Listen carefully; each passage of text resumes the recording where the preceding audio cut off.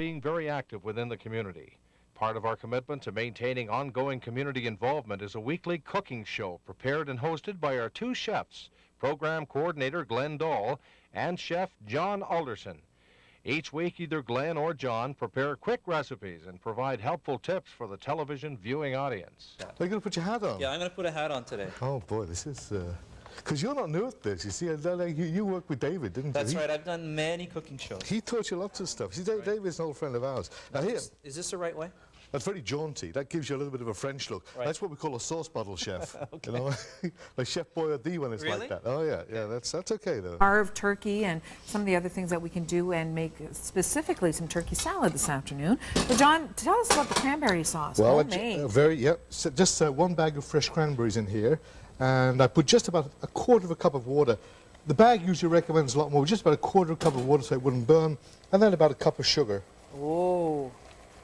Like that. And that's a pretty good boil, right? That's it. I'm going to put the lid on that for a second. Now, in the meantime, I'm going to take some oranges and take the zest out with this little zester here. You can buy these at the restaurant supply shops like Russell Foods, people like that. They sell these little zesters here. And what they do, this one, you can just take and pull it down. It takes off the...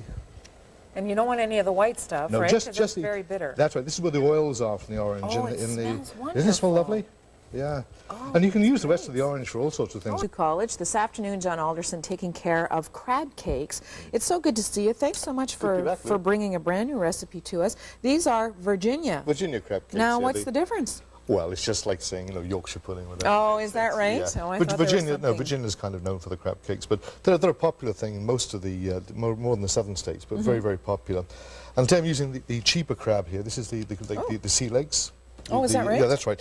You can use fresh crab if you want to spend a little bit more money, but this is a little bit more economical to use. It's very, very flavorful, and it's made from pollock fish, flavored with crab juices and things like that. Oh, so I see. It is it's real mild tasting. It's a seafood. It's a seafood product, but it's a lot cheaper than buying fresh crab. And you go for it, so it's got to be good. Yeah, it's great. Like if you want to really splash out and get fresh crab, you can do that, or frozen crab meat. But this is a lot more economical. Using this, you can afford to have this on a regular basis. Oh, good. So, that's what we want. and then what I've got here is about a cup and a half of fresh breadcrumbs here.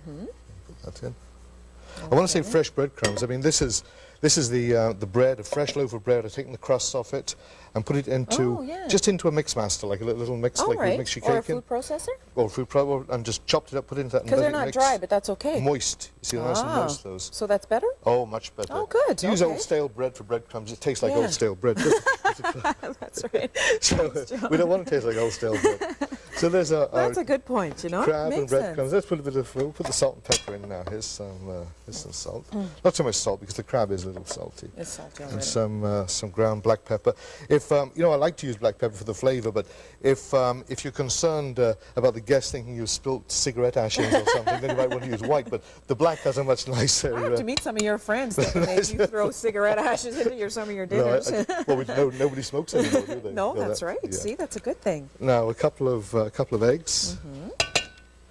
This is just sort of mixing everything up. Yeah. Now, how much crab did you start off with? About 3/4 of a pound. Okay. Yeah. It's all fairly approximate. I think want some nice cream as well. About half a cup of cream. So we can measure that in here. Okay.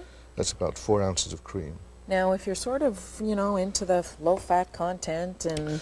Then go eat somewhere else. Go visit somebody else. Would you substitute or would you stick with the cream? I'd like to stick with the cream. Okay. You could, put skim milk or buttermilk or something awful like that. Something awful. What else?